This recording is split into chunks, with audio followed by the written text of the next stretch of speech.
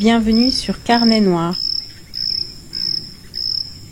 Dans le village reculé de Kofou, au cœur des terres rouges d'Afrique de l'Ouest, régnait une étrange atmosphère.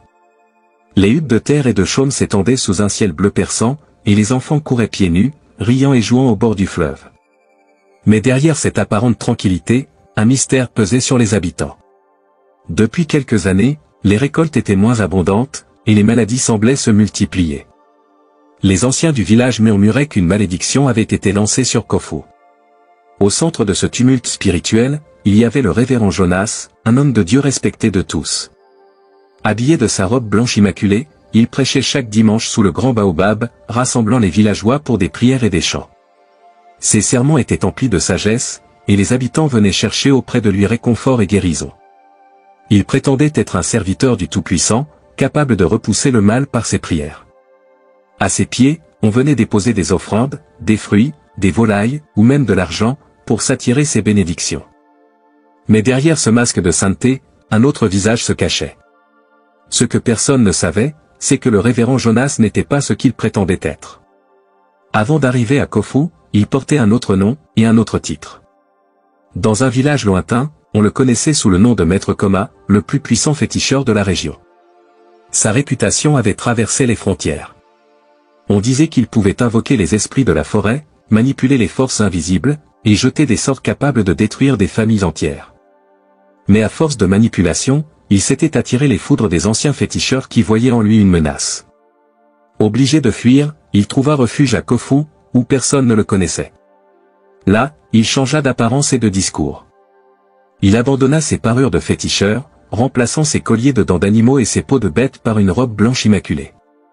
Il se présenta comme un homme pieux, un envoyé du ciel venu pour apporter la lumière divine à ce village.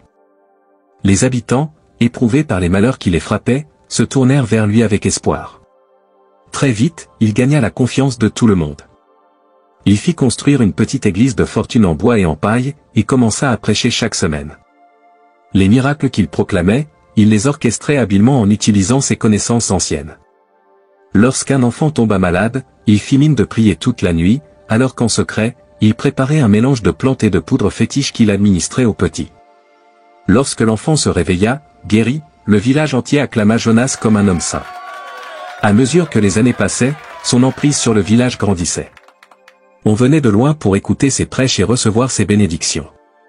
Les chefs des villages voisins le consultaient, et même les plus sceptiques finissaient par se plier à son autorité spirituelle. Chaque dimanche, il rassemblait les villageois sous le baobab, prêchant la paix et l'humilité tout en récoltant de plus en plus d'offrandes. Mais certains anciens de Kofou n'étaient pas dupes. Parmi eux, il y avait le vieux Quadio, un homme sage et respecté, connu pour ses connaissances des traditions et des esprits de la forêt. Il observait avec méfiance l'influence grandissante de Jonas. Pour lui, il était étrange qu'un homme de Dieu ait autant de pouvoir, surtout dans un village où les forces invisibles semblaient de plus en plus présentes. Il se souvenait des paroles de son propre père, qui lui avait enseigné que le véritable homme de Dieu était humble, et ne cherchait pas à accumuler richesse ou pouvoir. Un soir, alors que le village se reposait sous la lueur des étoiles, Quadio décida d'enquêter. Il se glissa discrètement près de l'église du révérend Jonas. Il observa en silence, caché dans l'ombre, les gestes de l'homme. Alors qu'il pensait voir des prières ferventes, il aperçut Jonas, agenouillé devant une statue étrange, faite de bois sculpté et ornée de plumes et de pierres. Il murmura des paroles dans une langue inconnue, et alluma des bougies noires autour de l'autel. Quadio, les yeux écarquillés, comprit que le révérend n'invoquait pas le Dieu Tout-Puissant, mais plutôt les esprits sombres des ancêtres. Le vieux sage rentra chez lui, le cœur lourd. Il savait que révéler la vérité serait difficile. Jonas avait gagné la loyauté des villageois, et beaucoup le considéraient comme un véritable messie.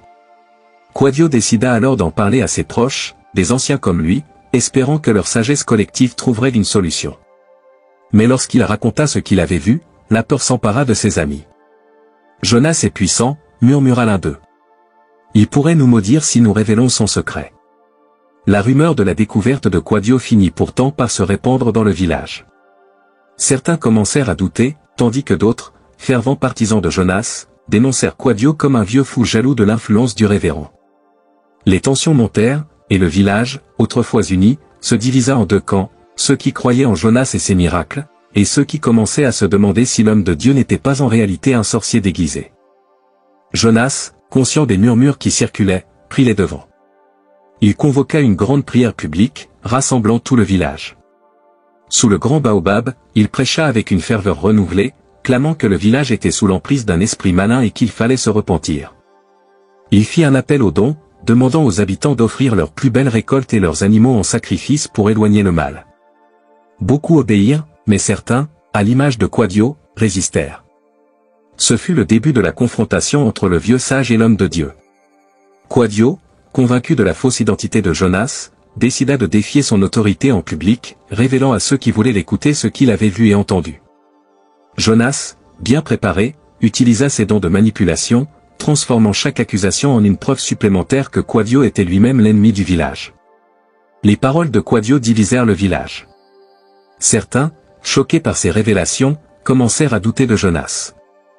D'autres, farouchement attachés au révérend, le défendirent avec ferveur, clamant que Quadio était un fauteur de troubles qui cherchait à semer la discorde. Sous la pression, plusieurs habitants prirent position, certains se ralliant aux anciens et d'autres se rangeant du côté du révérend. Jonas, quant à lui, demeura calme en apparence. Mais derrière son masque de sérénité, il préparait sa riposte. Il savait que l'influence de Quadio ne pouvait être prise à la légère. En privé, il commença à organiser des réunions secrètes avec ses partisans les plus fidèles, leur demandant de surveiller les agissements de ceux qui doutaient de lui. Le malin agit par la rumeur et le mensonge, affirma-t-il. Nous devons rester unis et expulser ceux qui veulent détruire notre foi. Une nuit, alors que le village dormait, une étrange cérémonie eut lieu près de la rivière sacrée, à l'abri des regards indiscrets.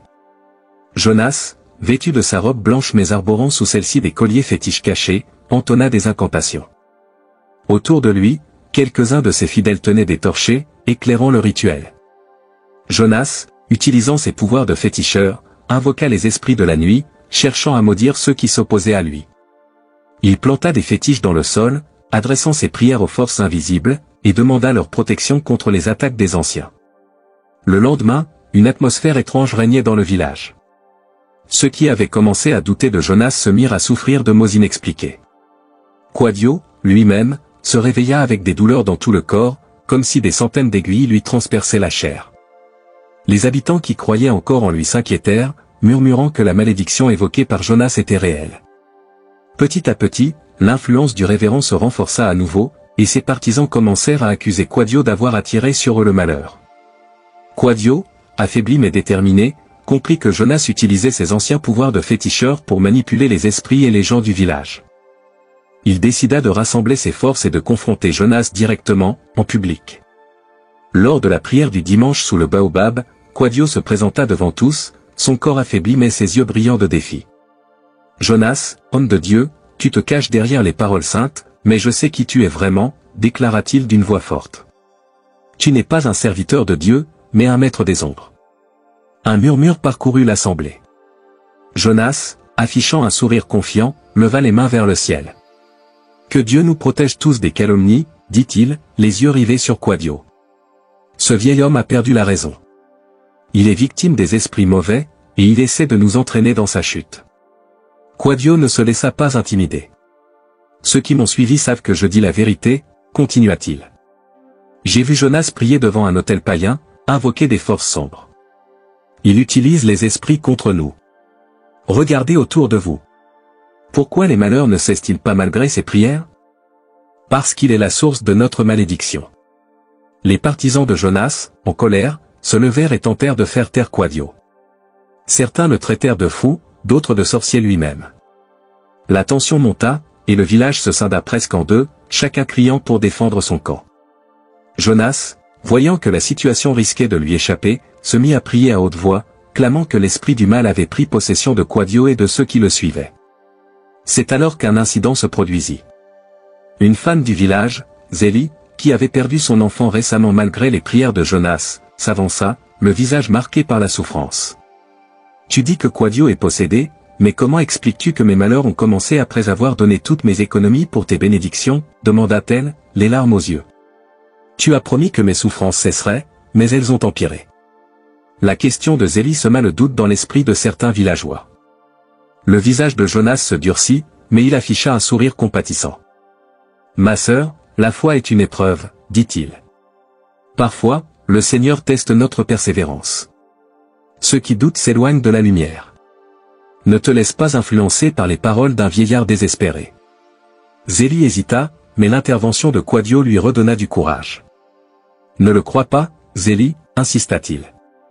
Il se nourrit de ta douleur et de ta foi.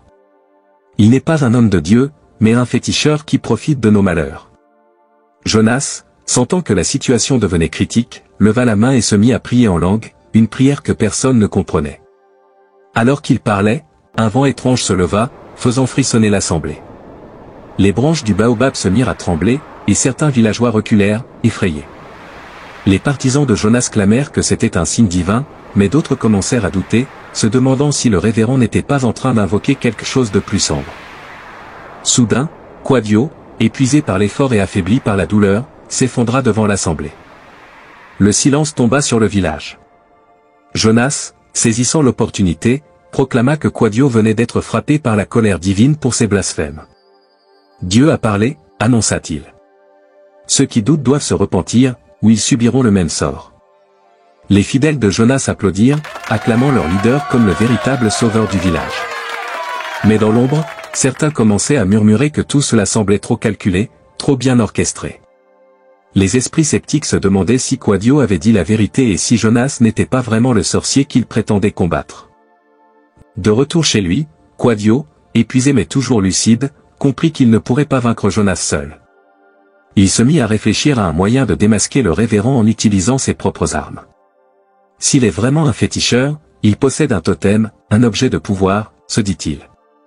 Si je trouve ce totem et le détruis, je pourrai briser son emprise sur le village.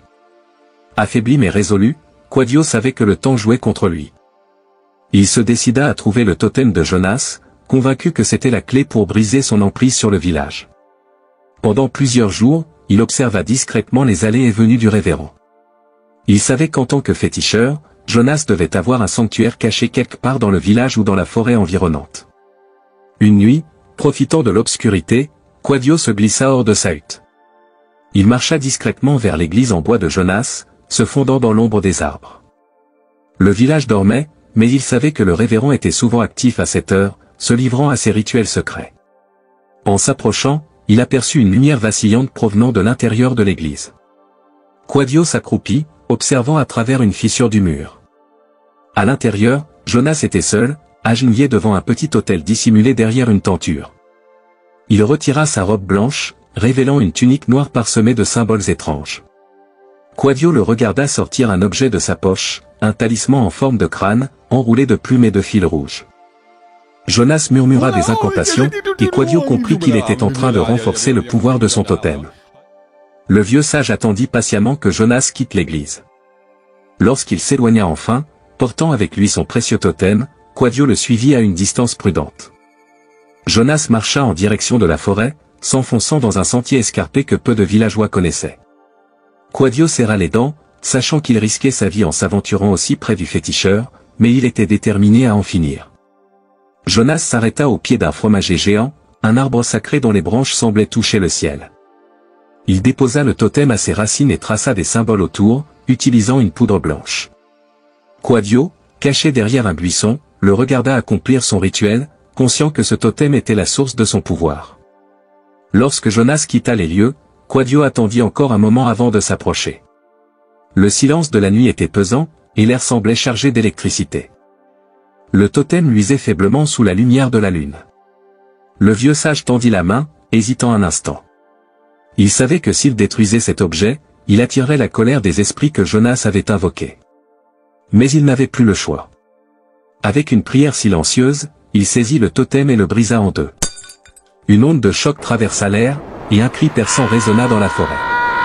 Quadio sentit une douleur fulgurante dans sa poitrine, comme si son cœur était sur le point d'exploser. Il s'effondra à genoux, le souffle court, mais il tint bon. « C'est fini », murmura-t-il, les yeux fermés. « Ton règne prend fin, Jonas. » De retour au village, les choses changèrent rapidement.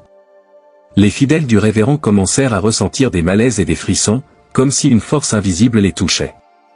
Zélie, qui avait perdu son enfant, se réveilla ce matin-là sans la douleur qu'elle ressentait depuis des semaines. D'autres habitants, qui avaient offert leurs biens à Jonas en échange de ses bénédictions, se rendirent compte qu'ils avaient été dupés. Les esprits qui les tourmentaient semblaient s'apaiser. Mais Jonas ne comptait pas se laisser abattre sans réagir. En découvrant que son totem avait été détruit, il comprit que Quadio était à l'origine de sa perte. La rage au cœur, il décida de confronter le vieux sage une dernière fois. Il rassembla ses derniers partisans, ceux qui croyaient encore en lui malgré les doutes qui s'installaient, et se rendit chez Quadio. Le vieux sage, affaibli par l'effort, l'attendait devant sa hutte. Alors, c'est toi, l'homme de Dieu, lança Quadio d'une voix rauque. Sans ton totem, que te reste-t-il, Jonas? Le révérend, furieux, leva la main en signe de menace. Tu as osé défier les forces que tu ne comprends pas, vieux fou. Tu as condamné ce village à la ruine. Ses yeux brillaient d'une colère noire, mais il savait, au fond de lui, que son pouvoir était affaibli. Sans le totem, il ne pouvait plus invoquer les esprits ni manipuler les âmes des habitants. Les villageois, attirés par le bruit de la confrontation, commencèrent à se rassembler autour d'eux. Quadio, malgré sa faiblesse, se redressa. Vous tous, regardez cet homme. Il vous a trompé. Il n'a jamais été un homme de Dieu, mais un sorcier déguisé. Il a manipulé vos vies et s'est nourri de vos souffrances. Certains villageois hésitèrent, mais d'autres, qui avaient souffert des malédictions invisibles et des fausses promesses, se mirent à s'éloigner de Jonas, murmurant leur méfiance. Zélie, en tête, fit face au révérend. Tu nous as menti, dit-elle d'une voix forte. Tu n'es rien d'autre qu'un féticheur. Jonas, sentant le sol se dérober sous ses pieds, tenta une dernière manœuvre. Non, c'est lui qui vous manipule, cria-t-il, pointant Quadio. Il vous trompe depuis le début. Mais ses paroles semblaient vides, et son charisme d'antan s'était envolé avec la destruction de son totem. Les villageois commencèrent à l'encercler, leur visage marqué par la colère et la trahison. Quadio, voyant que la vérité avait enfin éclaté, ferma les yeux, soulagé. La vérité triomphe toujours, murmura-t-il. Le village se souleva contre Jonas, le forçant à fuir. Il s'échappa dans la forêt, poursuivi par les cris des villageois. On ne le revit plus jamais à Kofou. Certains disaient qu'il avait été emporté par les esprits qu'il avait invoqués, d'autres pensaient qu'il avait trouvé refuge dans un autre village, prêt à recommencer ses sombres pratiques. Quadio, bien qu'affaibli, survécut à l'épreuve. Le village, libéré de l'emprise de Jonas, retrouva peu à peu la paix. Les esprits, apaisés, laissèrent les récoltes prospérer à nouveau, et les malédictions disparurent. Les anciens continuèrent de veiller sur les traditions, rappelant aux jeunes l'importance de discerner le vrai du faux. Et au pied du grand baobab, là où Jonas avait autrefois prêché, les habitants érigèrent une statue en l'honneur de Quadio, le sage qui avait sauvé Kofou des ténèbres. Mais dans les nuits les plus sombres, certains disent encore entendre les murmures des esprits et se demandent si, quelque part, l'homme de Dieu déchu ne cherche pas à reprendre sa revanche.